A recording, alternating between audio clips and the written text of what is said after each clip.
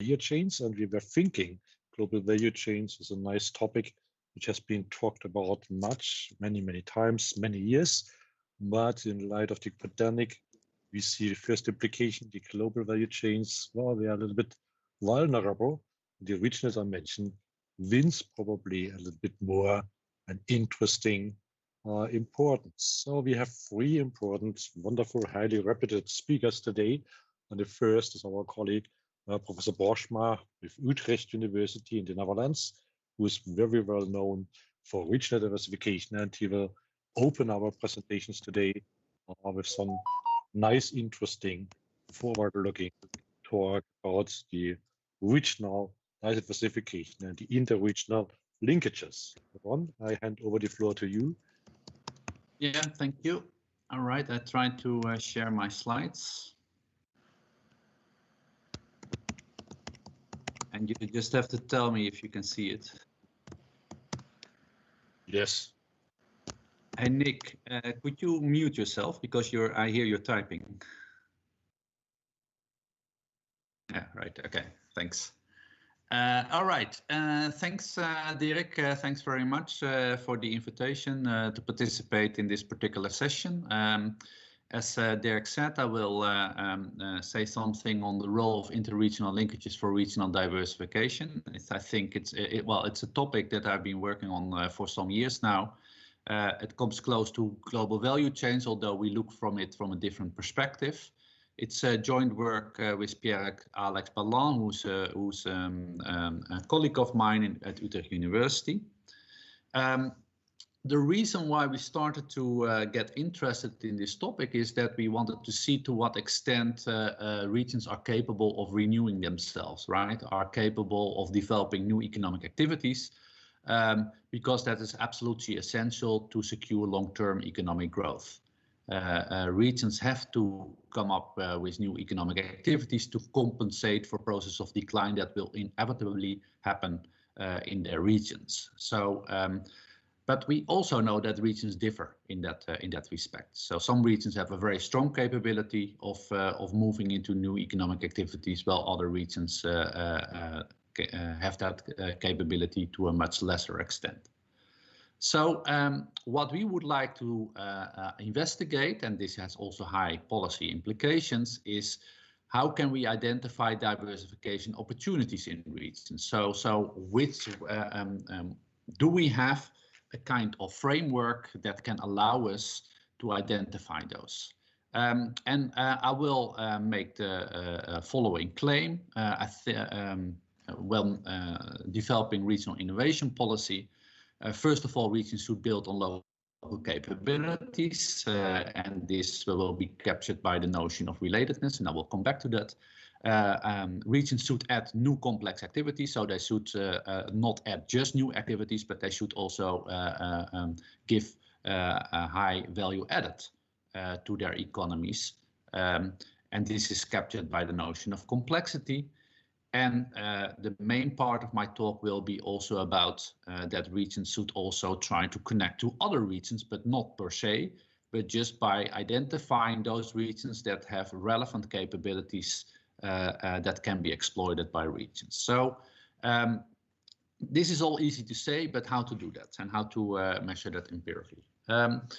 As I said, what is quite crucial in my line of talk is that in order to identify diversification opportunities of regions, we should look at what type of capabilities are present in the region, because what we know from many studies is that regional capabilities conditions which new activities will be feasible to develop in the region. So you might have the right capabilities to move, for example, in artificial intelligence, while other regions might lack the required capabilities to do so.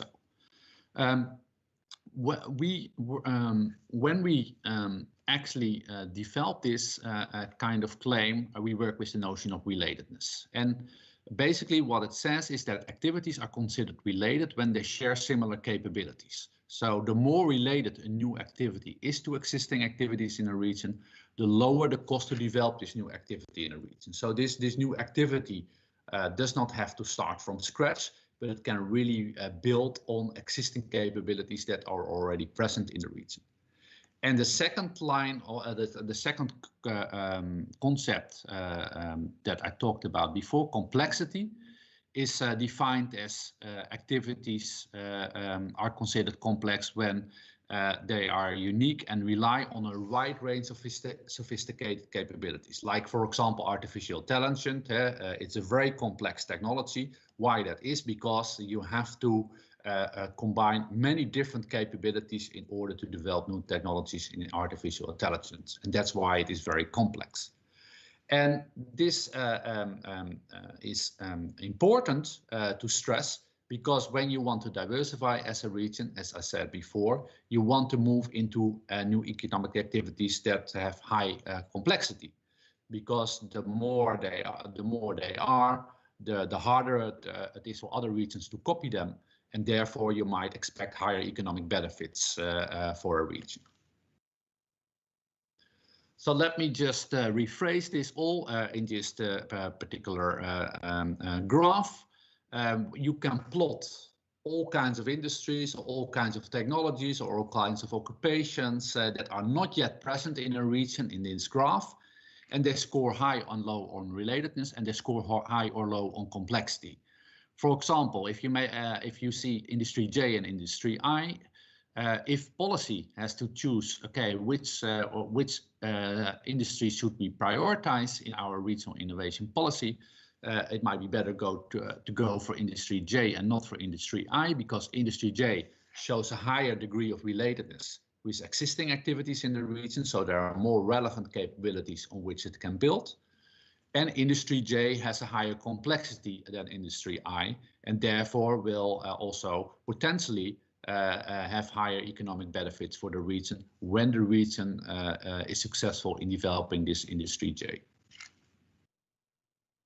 So, well, you can use this framework, and you can do some nice empirical studies. We have done a number of works for the European Commission, and we use this type of framework. For example, here I have the example of Île-de-France, the Paris region, in which we look at all sectors that we could distinguish. There were about 100 sectors in this particular work, and they score high or low on relatedness, and they score high or low on complexity. And as you can actually see is that, and the bigger the bullet, the more the Île-de-France region is already specialized in that particular sector. The smaller the bullet, the less developed that sector is in the Île-de-France region. As you can see, Île-de-France region is a very lucky region because it has a lot of diversification opportunities in sectors defined by the high degree of relatedness in very complex activities, right? For example, computer programming, consultancy, and related activities, as you can see on the top right of this figure, there are many related sectors in the Île-de-France region that can provide a basis to develop this particular sector, and it is a highly complex sector, and therefore Île-de-France, it could be wise for Île-de-France to target this particular sector in their regional innovation policy. Very different story when we look, for example, at another region in Europe, the Silesia region, an old industrial region in Poland. And there we can actually see that there is a negative relationship between relatedness and complexity, meaning that the highest potential sectors Silesia has are in the less complex activities, right? The sectors that show the highest degree of relatedness with existing sectors in the region, they are shown on the bottom right of this figure, and they tend to be low complex activities. So Silesia is a very different region than the Paris region, has very different diversification opportunities, while Île-de-France region is very lucky to have many diversification opportunities in high complex sectors. In Silesia, it's the opposite. It has diversification opportunities, but in the less complex sectors. And this, of course, has also economic implications. Well, you can use this framework not only by looking at sectors, but also by looking at technologies. This is also work we did for the European Commission. I took again the example of Île-de-France region. So they wanted to know the 7 key technologies that everybody's talking about nowadays: cybersecurity, high performance computing, clean, connected and autonomous vehicles, hydrogen technologies, microelectronics, batteries, additive manufacturing, and that includes 3D printing, among other things. Does Île-de-France region has the potential to develop those 7 key technologies? Well, as you can see, it has a very strong potential in cybersecurity on the top right again, right? So there's a high degree with related technologies in the Paris region, and it is a highly complex technology. Well, additive manufacturing on the left bottom has very low degree of relatedness with existing technologies in the region. So Île-de-France region does not have that much potential to develop that type of technologies. But why would it care? Because it is also not that complex. So it will also not bring that much economic benefits or potential economic benefits. Again, the Silesia region for these 7 key technologies, what are their diversification opportunities in those 7 key technologies? Here you have a very different graph. You can see that Silesia has especially a lot of potential to develop additive manufacturing. Shows a high degree of relatedness, but as I said before, it's not that complex. Well, for example, it has no potential whatsoever to develop key technologies in clean, connected and autonomous vehicles, the blue node on the left, because there's a very low degree of relatedness with existing technology in the region. So it lacks the required capabilities to move into new and complex clean, connected and autonomous vehicles. Okay. So far, we have looked at the role of regional capabilities, and we argued that those might be important in order to identify diversification opportunities of regions. But we would also like to see to what extent regions can also rely on capabilities that are present elsewhere, and they could connect to those through interregional linkages. The literature is quite determined in that respect, saying that interregional linkages are considered crucial for regional development to avoid a lock-in process, right? So, but the big question is, of course, can interregional linkages provide access to missing capabilities in the region and still positively affect diversification in a region? So it might be the case that if, for example, the Île-de-France region wants to move into artificial intelligence, it might lack some of the capabilities needed to develop that. So it might link to other regions in order to get access to the capabilities that is needed to develop artificial intelligence, but that is lacking in the Paris region, right? This is what we are after. So what we look and we say, it's not per se what matters is whether you connect to other regions, but you should also connect to those regions that matter for that particular region, in the sense they can really provide access to capabilities that are missing in the region, but are complementary to the capabilities that are present in the region. So this builds on the notion of that there is a need for a sort of capacity to exploit external knowledge, right? So you can get access to external knowledge, but when you have access to it, you must also understand the knowledge that will flow into your region, and therefore you need to have an absorptive capacity in order to understand that. So in that sense, non-local knowledge needs to be related to local knowledge in order to have an economic effect. So we developed this framework. Has just been published online in the journal Regional Studies. So if you're interested, you can go to that paper. I just outline a bit the main results here. What we do in this paper, we analyze the impact of interregional linkages on technological diversification in a region, while controlling for the capabilities that are present in the region, right? So we test whether interregional linkages that give access to additional capabilities in other regions, complementary to existing capabilities of regions, have a stronger impact on regional diversification. So That is what we are going to test. So we estimated an entry model, a regional entry model, in which we made use of patent data from the OECD RegPat dataset, which is a really fine dataset, which includes all patents that are registered in OECD countries. We could distinguish between 654 technology classes, and our research included 292 European regions, so-called NUTS2 regions. So our dependent variable, whether there's an entry or not of a new technological specialization in a region, so that means that the RTA should be higher than 1, that stands for relative technological advantage. So meaning it should just not be one patent in a particular new technology, but there should be substantial number of patents in a region in the particular technology before it can be considered a real entry in that region. We covered the period 1992-2016, so we had quite a good time window that we distinguished between windows of 5 years. So each 5 years we look what type of new technologies, new technological specializations entered a region, and to what extent that builds on regional capabilities in the region, and to what extent it is depending on the type of interregional linkages that region has. So first, our first independent variable is regional capabilities. So we use the framework of relatedness, as I said before, and relatedness is measured to existing technological specializations in the region at TI.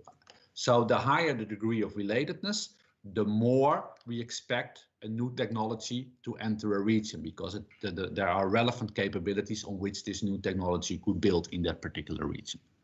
So there we have to make 2 steps. I cannot really go into any technical details here because of lack of time, but you have to make 2 steps here in order to measure relatedness. First of all, you have to develop a measure of relatedness between all technologies, and that is based on co-occurrence analysis of technologies on patent documents. So we looked at millions of patent documents, and we wanted to see which technologies co-occurred again and again on a patent document. So if 2 technologies pop up on many patent documents in combination, we define them as being related. Cannot be a coincidence. They must have something in common. They might share similar capabilities. The second step is then we developed we made a variable regional, in the sense we developed a so-called relatedness density measure, which measures the relatedness of a potential new technology to the set of technologies in which the region is already specialized. So the more relevant technologies already present in the region, the higher the score of relatedness, the more the probability that a new technology will enter that region. The second dependent variable is the notion of interregional linkages. As I said before, we developed 2 indicators here. First of all, the number of ties a region has with inventors in other regions. So it means looking at co-inventorship, right? So it means that many patents are developed by more than just one inventor. And if 2 inventors are located in 2 different regions, it means there is a tie between those 2 regions based on co-inventorship. This is how it has been measured. So this is just calculating the number of ties a region has with inventors in other regions. And then, but that's our crucial variable, we also looked at the type of interregional linkages, so the complementary interregional linkages. So that has been referred to or has been measured as the density of related non-local knowledge in which a region can tap into to diversify into a new technology. Let me just explain in this graph. Here I come back to the framework I presented before, right? On the x-axis there's the degree of relatedness, on the y-axis there's the degree of complexity. So this region would like to region A would like to develop this technology I. And as you can see, it has a score of 50% on the degree of relatedness. So let's say half of the technologies that are related to technology I are already present in region A. Well, half of the technologies that are related to technology I are missing in region A. Well, for the latter group, this region A could connect to other regions, right? So it could connect to region B, for example, and then it would add 30% to the 50% of relatedness it has already. If it would connect to region C, it adds another 20%. If it would connect to region D, it would add another 10%.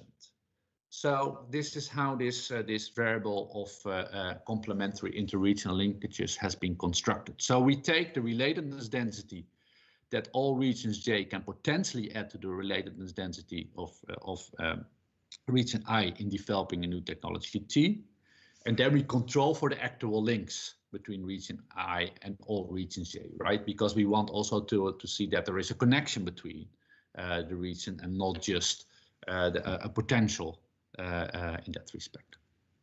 So come to the results. Well, first of all, our first variable, relatedness density, the blue colored blue here in this particular table.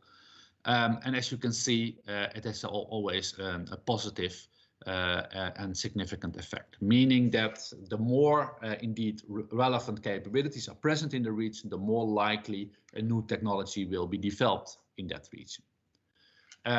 Then we go to our two variables that we constructed, right, that capture the notion of interregional linkages. Here we have the number of interregional linkages and complementarity of interregional linkages, the two variables that are colored red.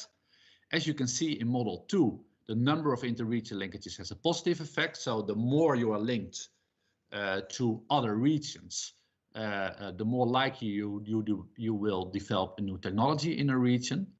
But as you can see, if we include the variable complementarity of interregional linkages in specification number 3, you can see that our main variable complementarity of interregional linkages has a positive and significant effect, meaning that indeed it matters to which region you connect.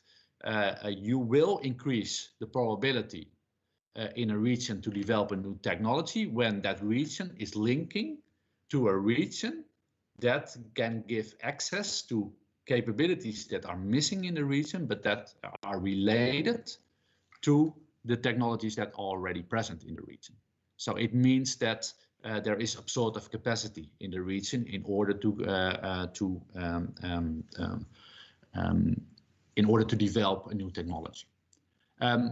As you can see in model specification number 3, you can see that a number of interregional linkages, the coefficients turns from a positive into a negative effect. So it means even what that probably implies is that the more connections you have with other regions, that might come at a cost, because you might connect to many regions, but if they have no relevant capabilities, it will only be a cost, and it will not bring any benefits, and that's why we think there is a negative coefficient here.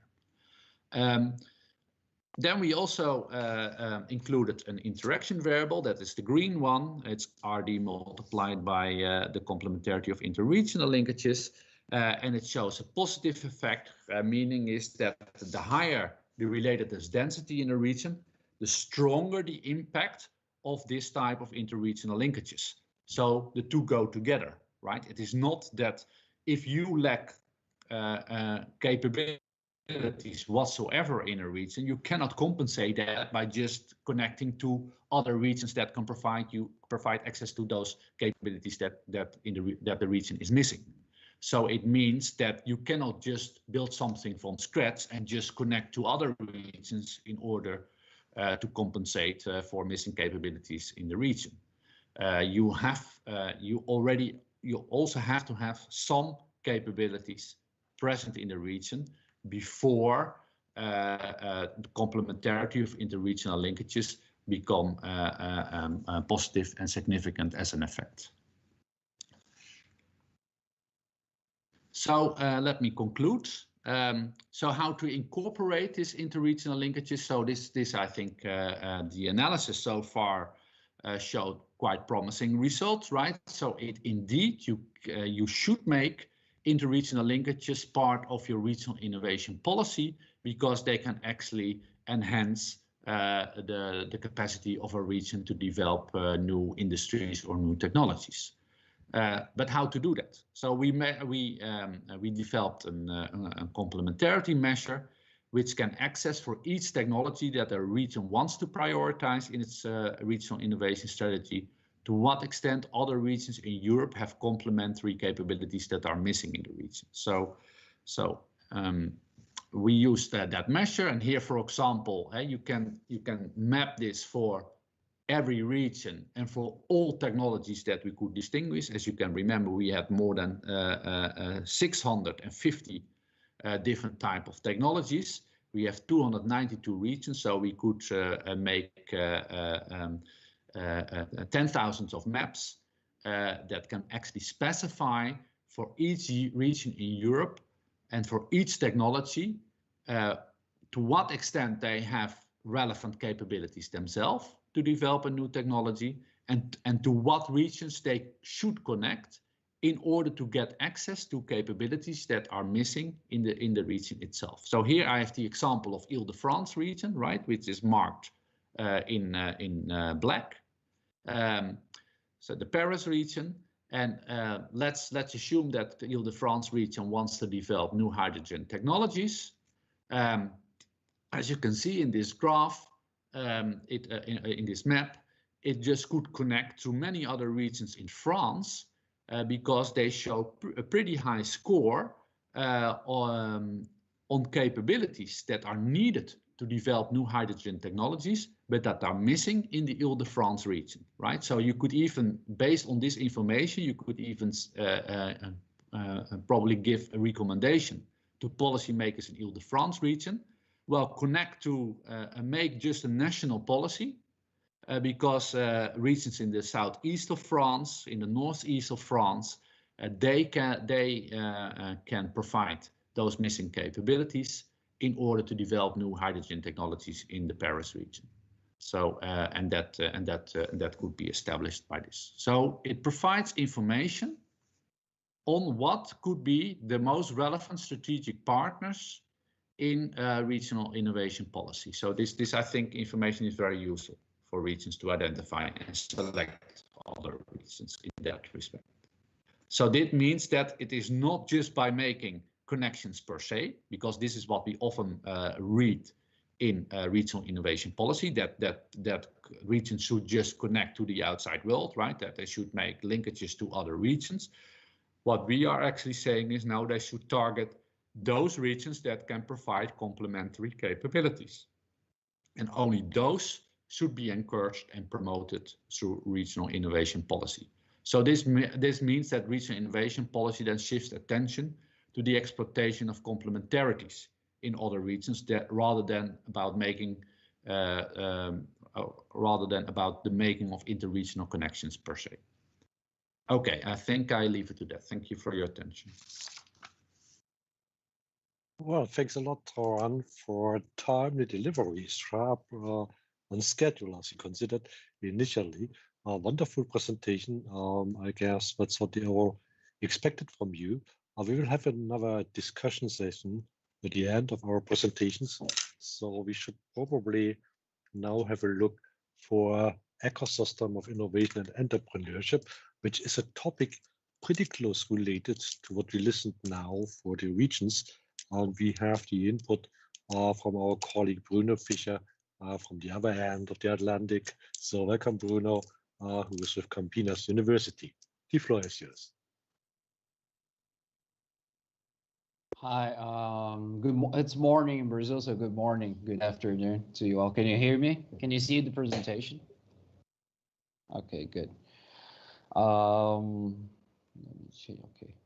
So this is a qualitative part of our research program we have looking into the role of universities in innovation and entrepreneurship ecosystems in developing countries, mainly in Brazil. And After a number of quantitative assessments, we decided to go to the field and interview people to better understand some specificities and characteristics of the dynamics of knowledge exchange.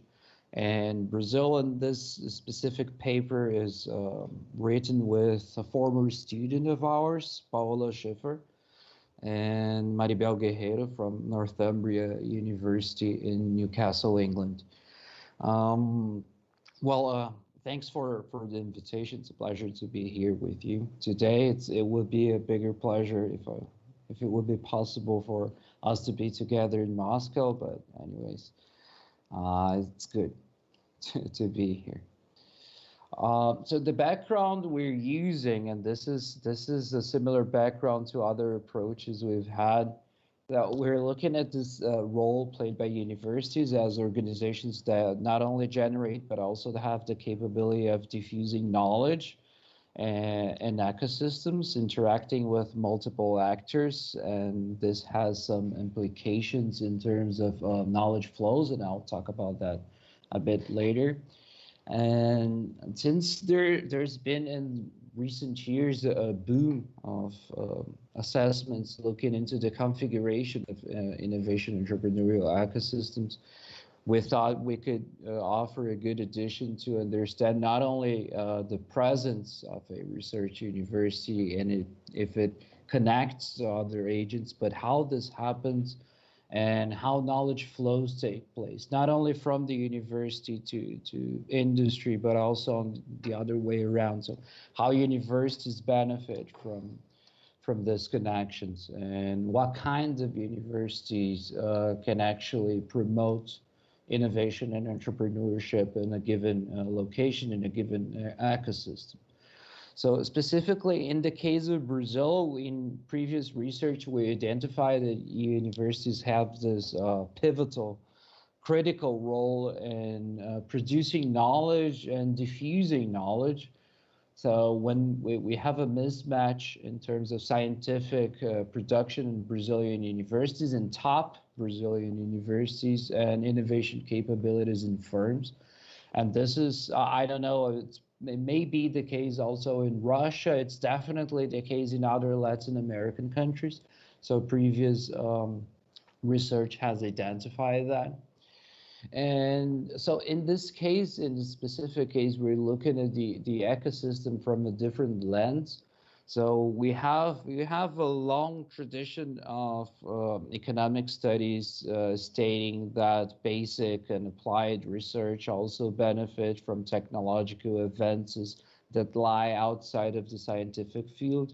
So we're trying to look deeper into this hypothesis for innovation ecosystems and universities. So we're looking at this bi-directional relationships that take place. So not only as universities support innovation, but how do they benefit from that? So we know they benefit. There's obviously the financial flows from industry to universities, but it's more complex than that.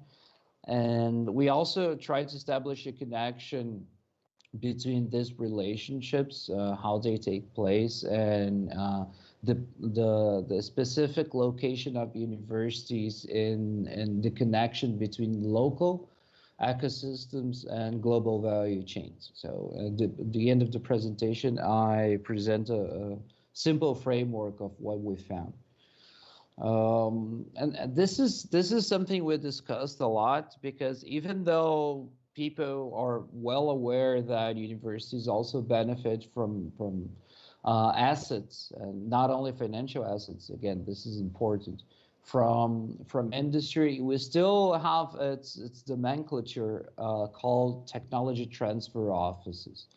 So this gives the wrong idea of what actually happens.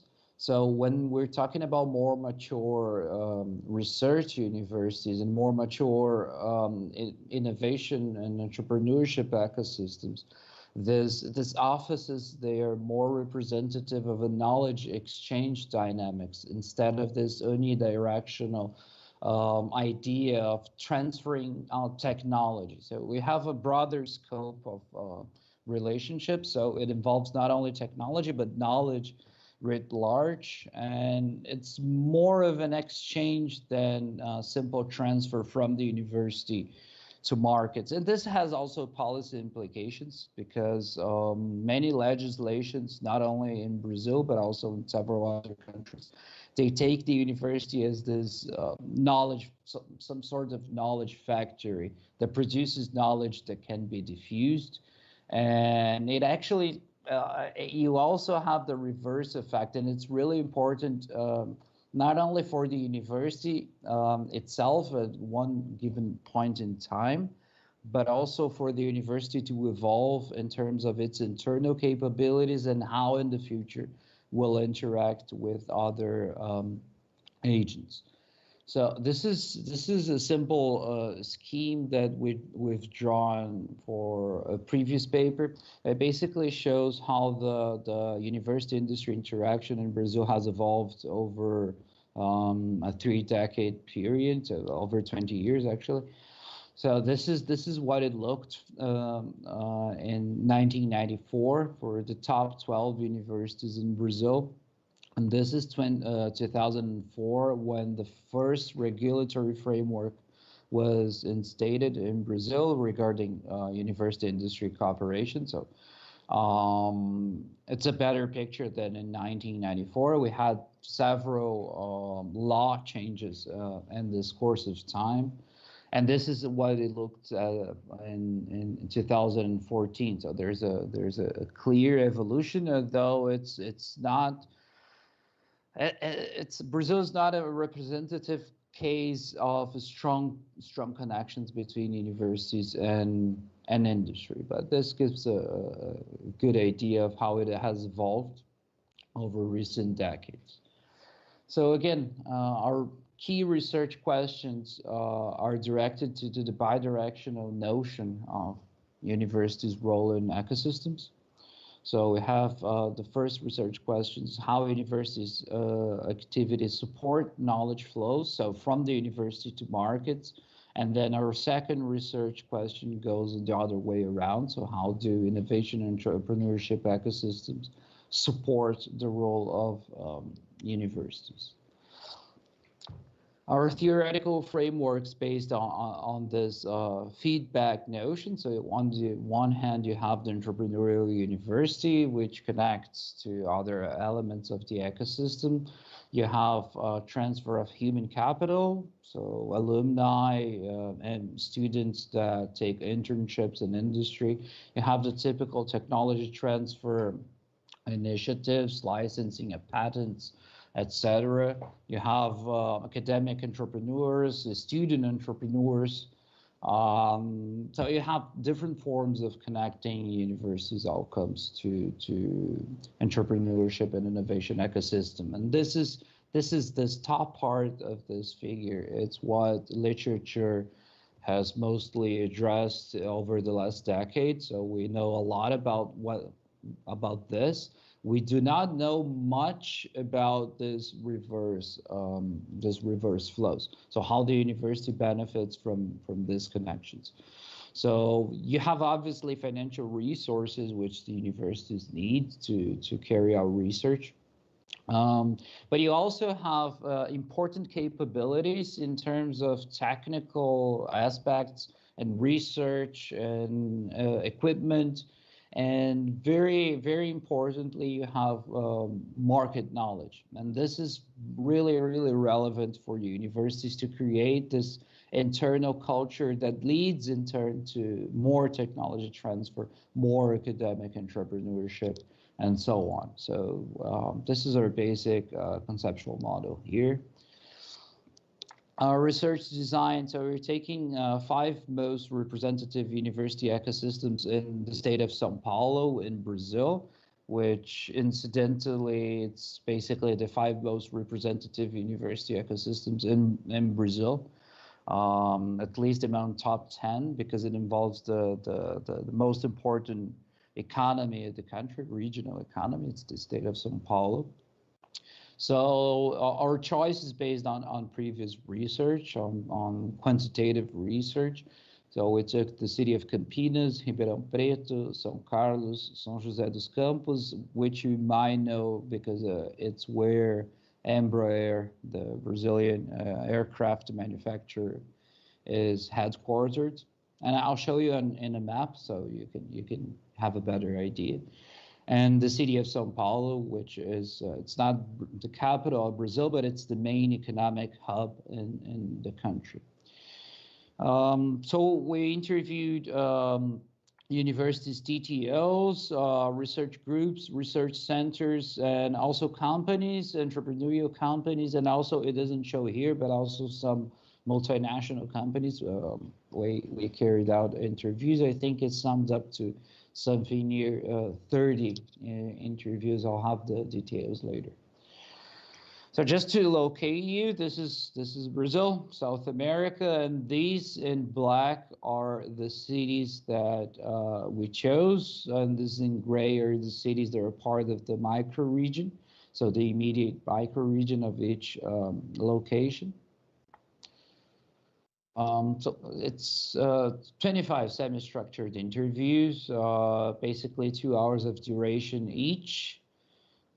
These are the details on our interviews, the research protocol, etc., some methodological details. So we used content analysis method from the transcripts at the universities. We coded actors' opinions on the matters we discussed. So then we identified some patterns, discussed the bidirectional role of universities, and what we found, and this is a term that has not been widely used in ecosystem literature, is the evidence of mutualism between universities and other agents. So sticking to the ecosystem analogy, since 1993 we have this analogy as a pervasive concept in business studies and economics. So we were wondering why there hasn't many papers dealing with the concept of mutualism, which is a core feature of ecosystems. So ours is not the first one to address this, but it's among the first ones to address this concept applied to innovation and entrepreneurship ecosystems. So part of our evidence, the key information we've drawn here from interviews. The first one regards the role of universities in fostering innovation and entrepreneurship in ecosystems. So you have both positive and negative perceptions. So the universities are the entrepreneurial universities. They are perceived as suppliers or sources of qualified human capital, technology transfer, and shared infrastructures. So universities are also important hubs to provide R&D infrastructure for companies in collaborative projects. And you also obviously have the negative perception, which is true for Brazil and true for many other countries, as we've seen in literature, is first that the university as an autonomous entity, it doesn't necessarily look into country industrial priorities. So there's no mechanism, and probably there shouldn't be, to orient to what universities should research. So companies see this as a weakness of ecosystems, because often the research lines of universities do not match what companies are doing. For the Brazilian case, the effectiveness of R&D subsidies and the policies directed at providing R&D subsidies, they are very questioned by companies.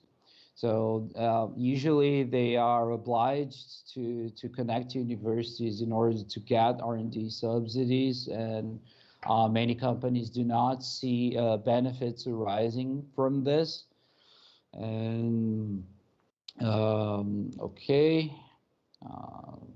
There's also the bureaucracy involved in the relationship. This should be show here. I think it shows in the next slide. But companies see this as a problem. The timing of the university is very different, and this is not related to research timing. This is really important to mention. So of course you have research timing of academic research and a different timing for industrial research. But in Brazil, main research universities are public. So all of the universities we interviewed, so the main universities here are public universities, and they have really complex bureaucratic structures. And this is not a huge deal for multinational corporations. They can deal with this more easily.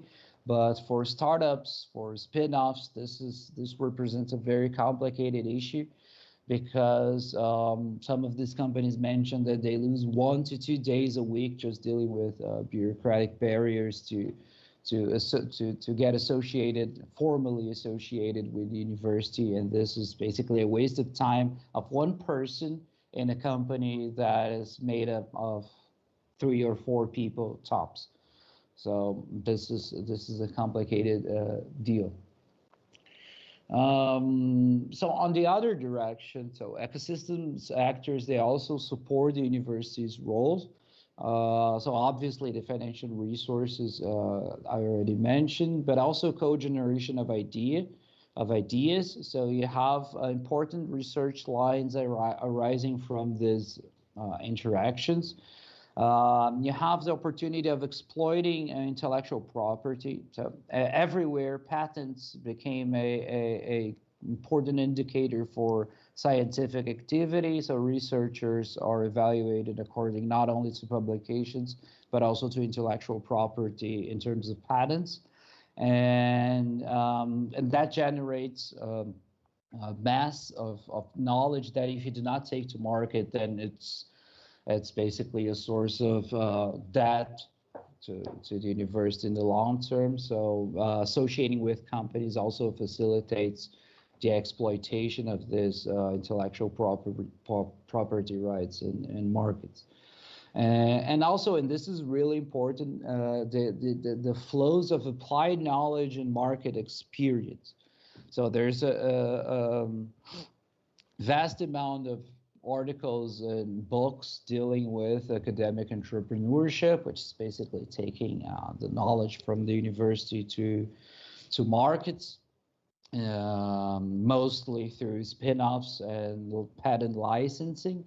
But universities often lack this market knowledge, this market experience, and associating with companies brings important benefits in terms of not only how to translate scientific advances into marketable products, but also in terms of generating capabilities and networks, mostly networks with market agents that are really a really important aspect, really important assets for university spin-offs to evolve in terms of their internal capabilities. So they need to connect with this market agents, which is a hindrance for many academic entrepreneurs, since most of their connections are with other academics, and they cannot offer this complementary knowledge. So this is a really important issue that I've been addressing specifically in other research line. So how this specific kind of knowledge influences individual level behavior in terms of academic entrepreneurship. So the negative perception of entrepreneurial universities about ecosystems agents, which also happens. So there is, because of those companies, they face bureaucratic barriers to connect to universities. Oftentimes they just skip the technology transfer office and they approach researchers individually. So basically they are jumping over the institutional structure for this. And this has important implications also in terms of how much money the university collects from interactions. So you have this opportunistic behavior, both from academics and from companies, that arises to avoid this bureaucratic difficulties that arise. So another aspect that we approach here is the fact that the level of ecosystems maturity. So the more mature given ecosystem is, so you have stronger inflows to the university from these connections. So when you have more complex, more dense innovation and entrepreneurship ecosystems, the universities not only generate knowledge for other actors, but they also benefit more from these connections than what we perceived in relatively peripheral or weaker, let's put it like that, ecosystems, more incipient ecosystem. So in these cases, you have a stronger notion of effectively unidirectional technology transfer from the university to companies. This is a basic scheme. I'm not going to go into detail here specific because of timing. So these are basically the academic sources that come from the university to reach industry, so companies. So you have scientific research and training mainly, and here you have the interaction channels which promote the flows of this knowledge from the academic knowledge to industry. And then here you have industrial sources of knowledge and assets and how they flow to the university. So as I mentioned, not only the matters of funding, but also what we call the entrepreneurial capital in terms of mentoring, technical training, market connections, and so on. Here you have for the case of companies, they benefit from accessing frontier knowledge, human resources, and entrepreneurial activity from the university. Recently, and this is not part of the scope of this specific project, we got involved just to get into the importance of entrepreneurial activity. So we're involved with a multinational company from South Korea, with Samsung, which is basically directed at fomenting entrepreneurship and entrepreneurial training in academics, because Samsung benefits a lot from that, from establishing connections with knowledge-intensive new ventures. So they created this program that connects Samsung with the university and with startups from the academic ecosystem. So as I mentioned, and reaching the end of the presentation, this is how we connect the notion, and this is a small part of the article, but I thought given the scope of this session, that would be interesting to bring this this framework. So this is how the university or the focal university connects to GVCs and also to GKCs, the global knowledge chains. This is part of our results. We noticed that universities, they interact with inward FDI, with multinational companies. I just gave the example of Samsung, but there are several here in Brazil. So they absorb this knowledge. Also, they absorb knowledge from international scientific collaborations, and they transfer this knowledge to the local ecosystem of innovation and entrepreneurship. So spin-offs, technological activity in the region, human capital, denser knowledge networks. And this is what we call, what literature calls actually, is a gatekeeping process. But this bridge, it also happens with a bidirectional nature. So once the university established this knowledge flows that arise from their connections with multinationals and universities from abroad, and as this agents of the local ecosystems get more as they evolve in terms of capabilities, they also feed back into the university with stronger capabilities that promote the university that make the university to develop stronger scientific strengths, and also entrepreneurial strengths. And this reinforces their connection with multinational companies because the university becomes better because in terms of research and applied research.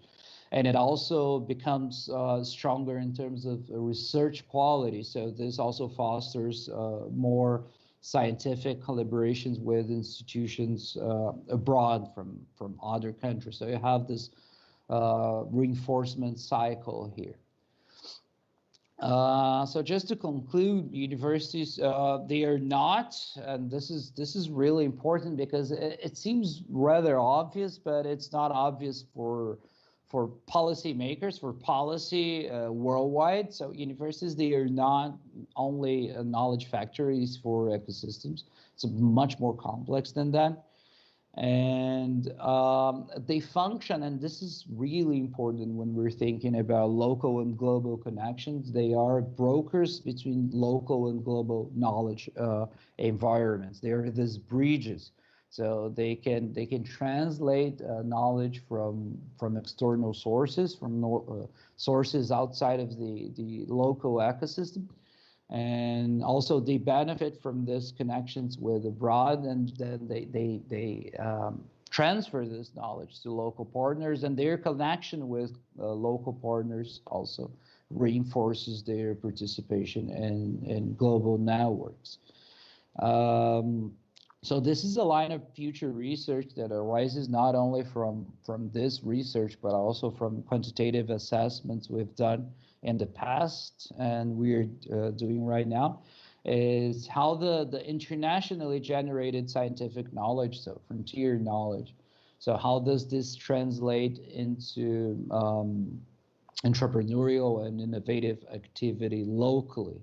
Especially in the context of a catching up economy like Brazil. We're talking about knowledge, and I can connect that to what Ron has been,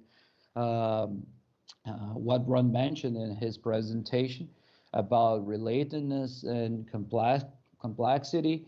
So what we found is that usually universities, they are assessing scientific knowledge that lies outside the scope of relatedness in the local industrial structure. So what's the impact of this knowledge that's not related to local capabilities in firms, but in academia, yes. So to what extent does it translate into local economic activity? Since universities have been receiving this sort of pressure to transfer knowledge to markets and generate regional development, so how capable are they at the same time to generate frontier knowledge and transfer that to laggard economic structures in developing countries? So thank you very much for your time. Pleasure.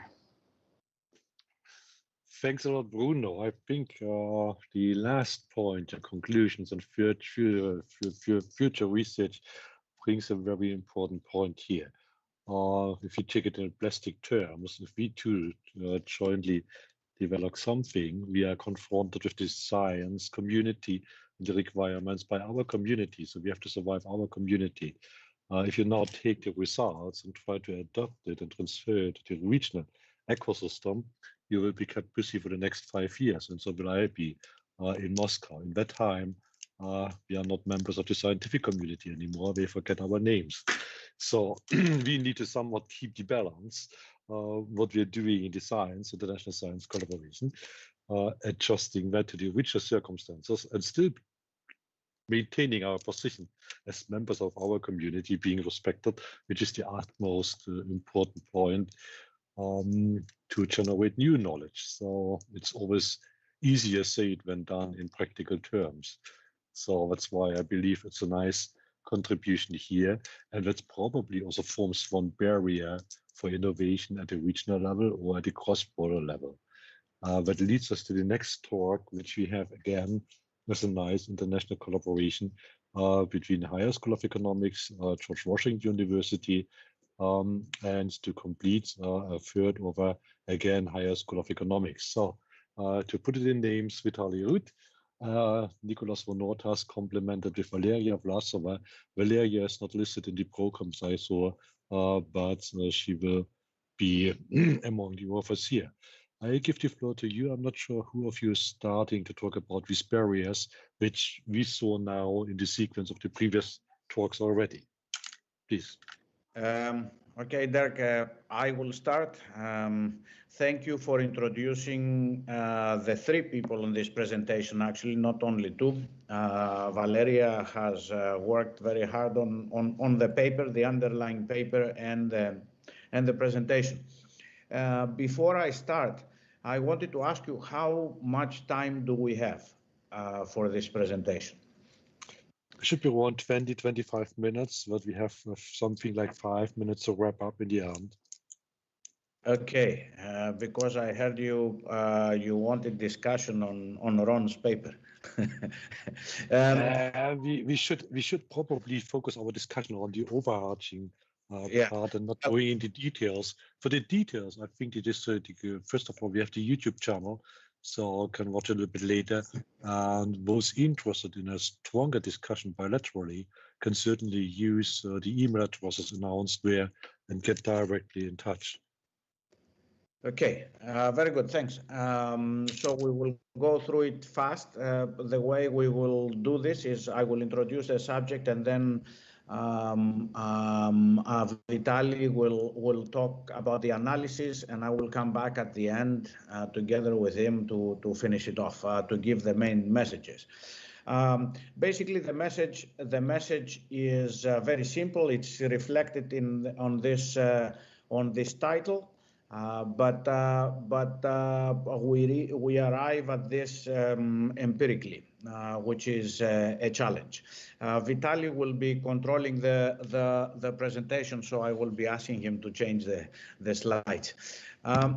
So the motivation for this work is simply our dissatisfaction, the same dissatisfaction, a similar dissatisfaction that Ron had with people aggregating across different regions and saying, well, the region cannot survive on its own, it needs to collaborate with others. And he said, yeah, the region needs to collaborate with others, but which others? So in a similar way, the same way we are going here, in that one listens to policy decision makers and looks at the literature, and generally the message is like, innovators need help. So they need help because either they don't have money, or because it costs too much innovation, or because it's too uncertain, or because intellectual property protection is good, or because they don't have the right networks or the right organization, or what have you, right? You look across the econ literature, the business literature, and all of these factors are addressed, but they are addressed at the level of innovators. What we want actually to look at here is to break these companies into some meaningful groups, and in this particular case, in groups like the Oslo Manual groups them.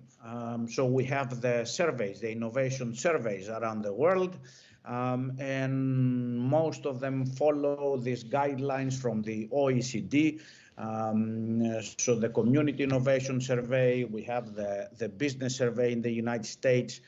In this particular case, we look at the Russian Innovation Survey, and we use Russian data.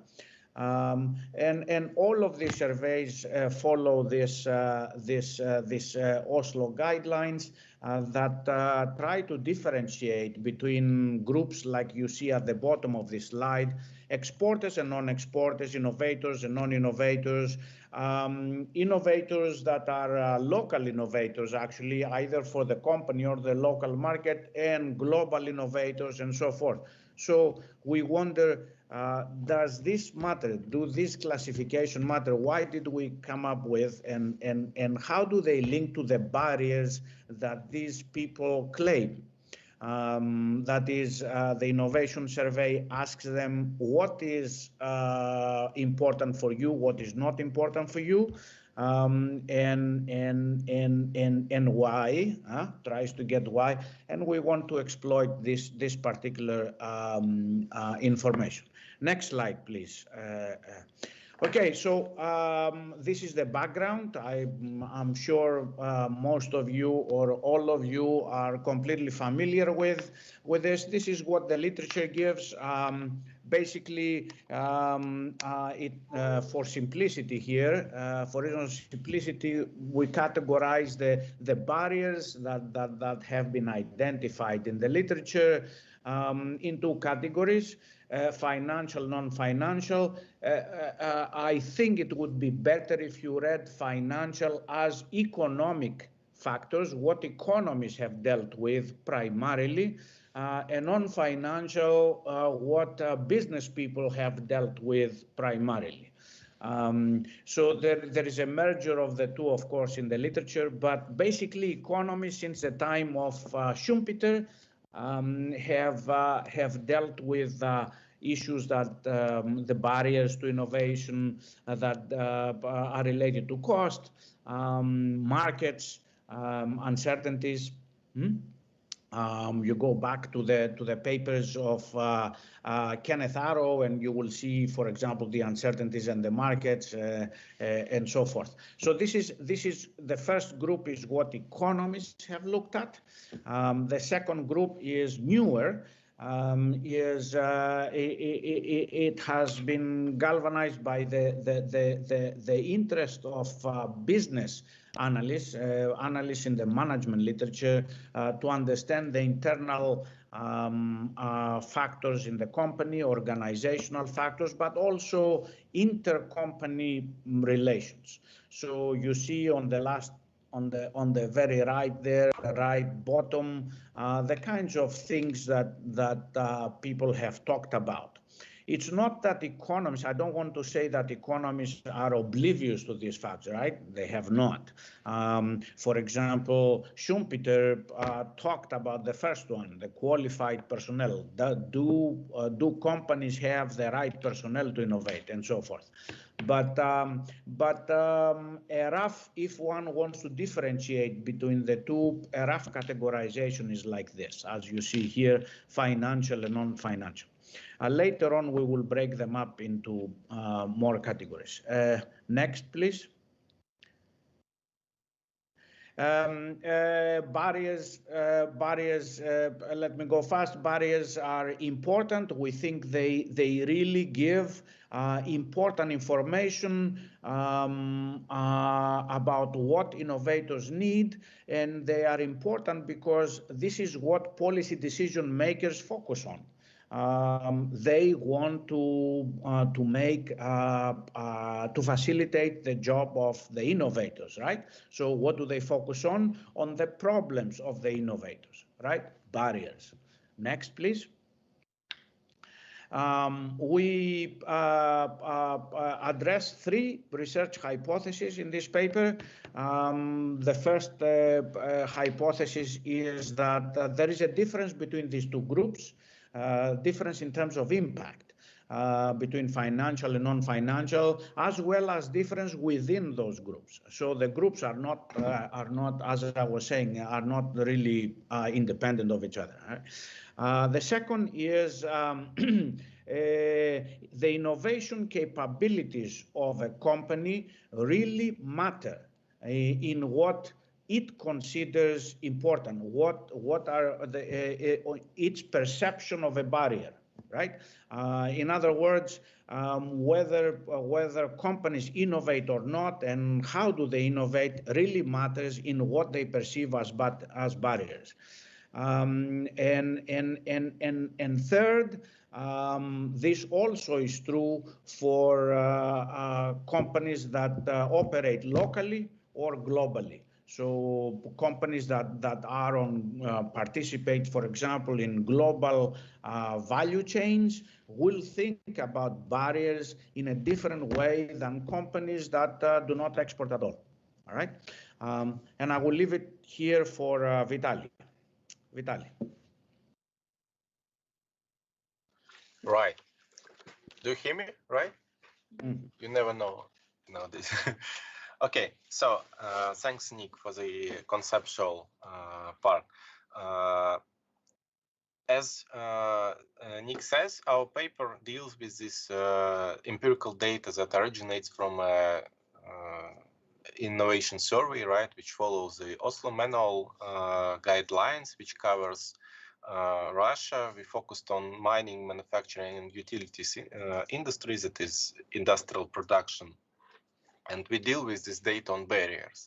One thing to mention about this data of barriers, though, I mean, by design, the Oslo Manual idea is fantastic. It's providing the policymakers, the analysts with the systematized feedback of companies. What's wrong, kind of, right? So you have this ranking, what's really wrong, what's kind of what's important, what is not, and that's it. Kind of, you can then do your policies to compensate that bottlenecks. Unfortunately, the reality is not that straightforward, because you cannot, well, I mean, you cannot directly work with the systematized answers of what's wrong of the actors to compensate these barriers. Imagine you have a survey of some employees in a firm, and you have a battery of options.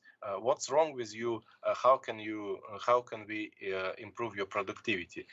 They asked about how good is the workplace, how good is the coffee, but also they ask whether your salary is enough. And of course, there is a huge temptation for the employees always to say that the problem is that the salary is not enough, right? Unrelated to what are the real problems. So maybe the real problem is that there is no good communication, but they will definitely choose this option, no money, right? Similar to the firm. When you try to deal with this questions straightforwardly, you can end up with a misleading or kind of useless results. That's why the literature tradition, and we also exploit some techniques. How can we filter out the direct answers from kind of revealed answers? So basically, the major tool here is to have intergroup comparisons, comparing different groups of firms. So that's what we actually do. We use the data available, and then we first classify the firms according to their innovation capability levels. I will talk about that in a moment. Then we estimate the statistically significant important barriers to each of the group, and then we match different combinations of barriers and try to explain the portfolios of barriers for each group of firms, for each mode of innovation. How to distinguish innovation capability levels? We refer to the tradition, literature tradition, which is known as modes of innovation. So basically, we use a set of variables that characterize firms' innovation performance to distinguish between different capabilities. In this case, there are several points. First, whether it is innovative or not innovative, whether the innovations introduced were new to a firm or new to the market, and a third axis is whether the firm engages in export activities or only acts at the local market. So we end up in 6 categories of firms, right? Here are the frequencies of these categories in our sample, which is representative to reflect the situation in Russian industrial production. Right, so here are the 6 categories: no innovation, no export; no innovation, exporters; new to firm innovations, no export, new to firm innovations, exporters, right? And the arrow here shows the increasing level of innovation capabilities. So we associate that this group, new to market innovation and exporters, are the most advanced, the most capable innovators, while non-innovation and no export, they are naturally the least advanced, right? And here is a space between them. Here is exactly the set of barriers that we use in our data, right? So we grouped them in these groups in line with the literature, the financial and non-financial groups, but also we have this second level and groups, and they disaggregate barriers as well. Then we apply a model. We apply a econometric model to isolate the specificities of barriers to each of the groups. So basically we use the multinomial logit discrete choice regression. We control for size, we control for whether the firm is a part of the multinational enterprise, whether it is affiliated with the state, which is particularly important for Russia, and we control for industry dummies, right? Whether it is mining, low-tech, medium low-tech, medium high-tech, high-tech. Okay, and that helps us to construct this, to estimate the statistically significant, important barriers. And when we use the marginal effects, it helps us to understand the specificity of this barrier for a given group. So basically, we can judge what barriers are the most relevant to each of the firm group. Here is the raw data, right? So we used some coloring for it, but no need to look at that. We then work with this sort of estimation results to treat our hypothesis. So the first hypothesis was whether we can, does it really make sense to talk about these two aggregate categories, financial versus non-financial, or economic versus other factors, right? The point is that we are convinced that no, it is quite rather useless. However, there is a strong tradition from the theorists, like very much mainstream economists, but as well the policymakers tradition is also biased towards these two measures, right? Because financial is associated with giving money in terms of policy, in terms of public support. Non-financial implies some management of interfaces. So there is a strong bias, strong robustness within the discourse that every problem should be either financial or non-financial. However, we believe that our study shows that all the problems have the combination of financial and non-financial issues, right? And then the analysis that we produced helps us to explore the actual profiles. What's exactly specific for different groups of innovation capabilities, or different groups of firms, right? It's quite interesting. For example, if we try to describe the problems faced by non-innovation, non-exporters, the least capable group, right? What are they telling us? What is the data telling us? They basically say that problem number one is mismatch between organizations' priorities and the innovation agenda. So basically, innovation is not a part of the business model. And they say also low innovation capabilities of the organization. So they do not know how to do innovation. So these are factors, top two factors, right? Then we do not know anything about new technologies. There are some problems with the infrastructure, and it's too risky to do innovation. So basically, that's the portrait of a firm which doesn't want to engage into innovation or doesn't see it profitable, right? It's interesting to compare with non-innovative but exporters firms. The reasons for them not doing innovation are rather different. They say that the competition is too tight, and the value chains where they act actually do not imply that the products are innovative. And then, okay, we do not know how to do innovation, right? In low innovation capabilities, there are problems with regulation and no money. Okay. The second grade of the firms, it's more about they are doing innovation, right? But this innovation is not new to the firm. So basically, they are doing a kind of adaptation or a sort of imitation of other things, right? It's interesting to note that both of them say that it is expensive to do innovation, the lack of qualified personnel, there are some issues with regulation, and also they say that R&D driven innovation strategies are too long to have a good payback, right? The most advanced category, the leaders of innovation performance, have completely different perspectives. So basically, the top ones say that the main challenges are lack of information about the markets, the underdeveloped cooperative ties, so they can't find the counterparts. And okay, it's expensive. It's expensive to be on the cutting edge, right? Interestingly, all innovation companies say that there is a lack of qualified personnel. However, non-innovative companies do not indicate that as a problem.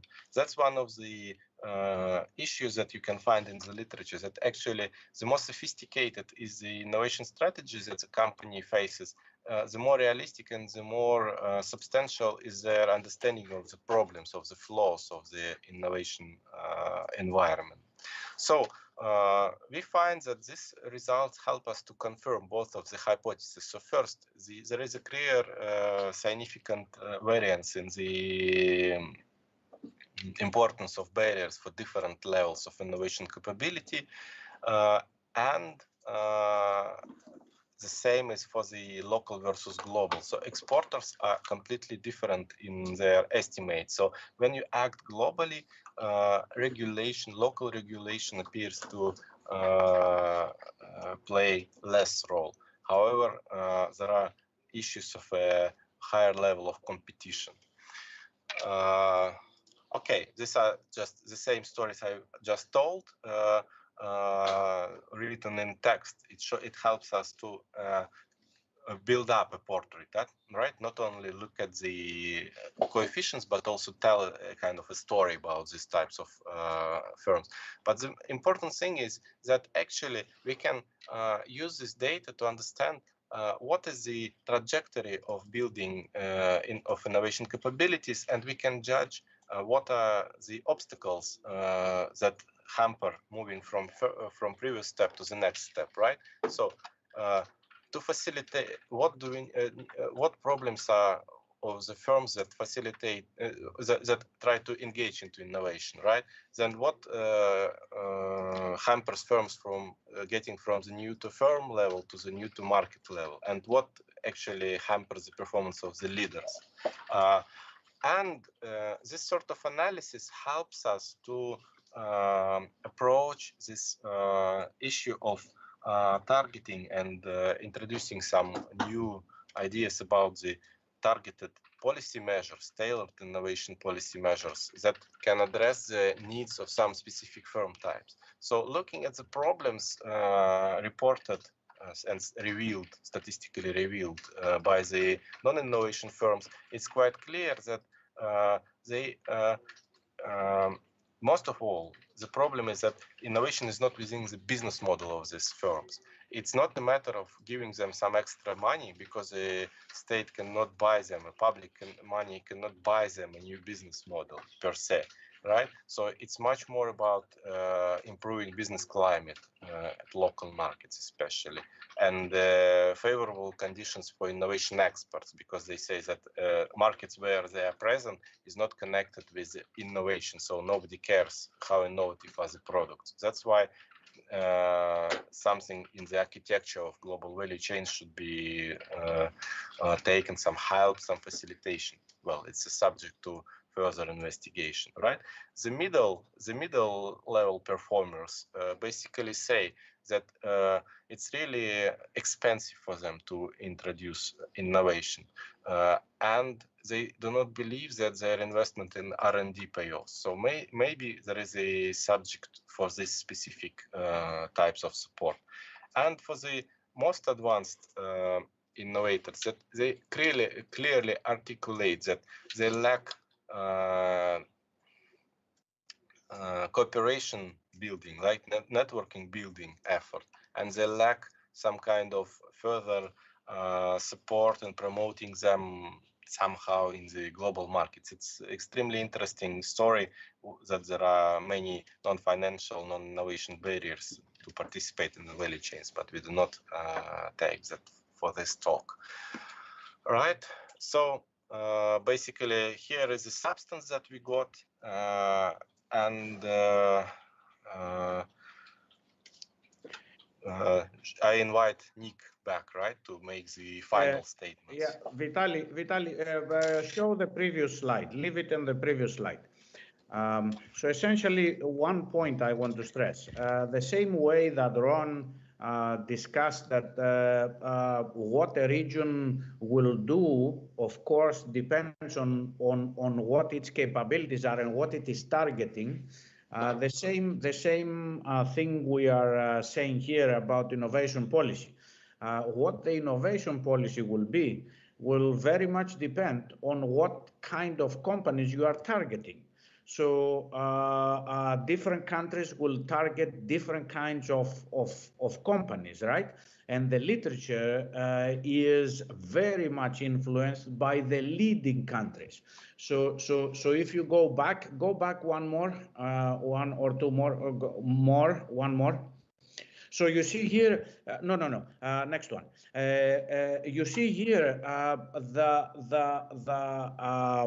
top factors, the financial factors are important as you go to the leading innovators, right? And this is what the literature has been focusing on. However, most countries and most regions are not there. They are elsewhere. And if you look at this graph long enough, you will see that the problems that most others are facing are different.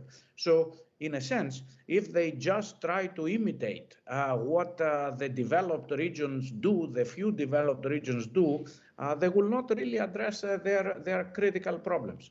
That's it, and we will finish it here. Vladimir, now you have 1 more minute.